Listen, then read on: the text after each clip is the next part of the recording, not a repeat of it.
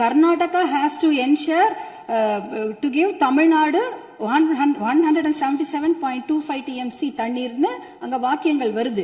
இது 178 TMC நமக்கு இறுதி தீர்ப்பின்படி வர வேண்டிய தண்ணி. ஆனா என்ன பாத்தீங்கன்னா நம்ம கடைமடை மாநிலம், கர்நாடக அரசு முதல் மடை மாநிலமாக இருக்கின்றது.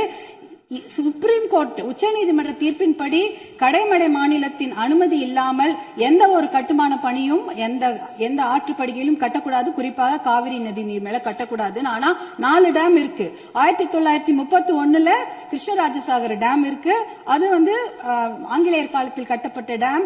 அதற்கப்புறம் 1970களில் 3 டேம் கட்டியிருக்காங்க. ஹாரங்கி, கபினி, ஹேமாவத்தின்னு. இந்த 4 டேமும் சேர்த்து இந்த அணைகள்ல கிட்டத்தட்ட 115 TMC தண்ணீர் தேக்கி வைக்க முடியும். மேகதாட்டுல புதுசாக அணை கட்டினாங்கன்னா அதுல 70 TMC தண்ணீர் தேக்கி விட முடியும்.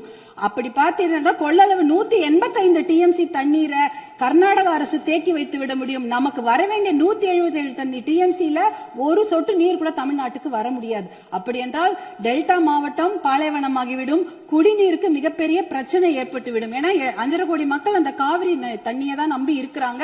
இதனால மிகப்பெரிய பிரச்சனை ஏற்பட்டுவிடும். அதுல பாத்தீங்கன்னா இப்ப கர்நாடகாவுக்கு உரிய நீர் 284 TMC தான்.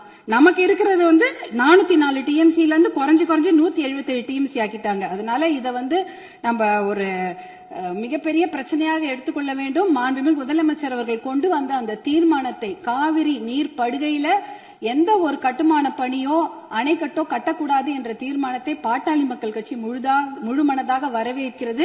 அதற்கு எங்களுடைய முழு ஆதரவை நாங்கள் தெரிவித்துக் கொள்கின்றோம். குறிப்பாக ஜூன் 12ஆம் தேதி மேட்டூர் அணை, அது 92 TMC பிடிக்கக்கூடிய அணை.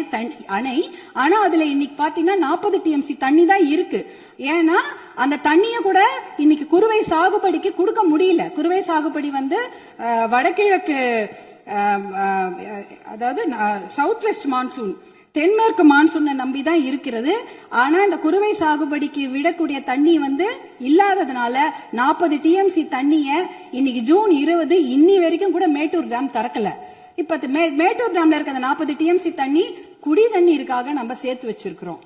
அடுத்த வருஷம் அந்த மேகதாட்டு அணையை கட்டிவிட்டார்கள் என்றால் அதற்கப்புறம் அந்த குடித்தண்ணீர் கூட நம்ம மிகப்பெரிய பற்றாக்குறை ஏற்பட்டுவிடும். இதையெல்லாம் கருத்தில் கொண்டு நாம மேகதாட்டு அணையோ எந்த ஒரு கட்டுமான பணியோ கர்நாடக அரசு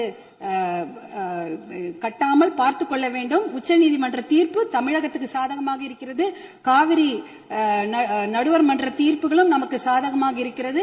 இதை நாம் முனைப்புடன் இருந்து தொடர்ந்து செயல்பட்டு இந்த மேகதாடு அணை கட்டுவதை தவிர்க்க வேண்டும்.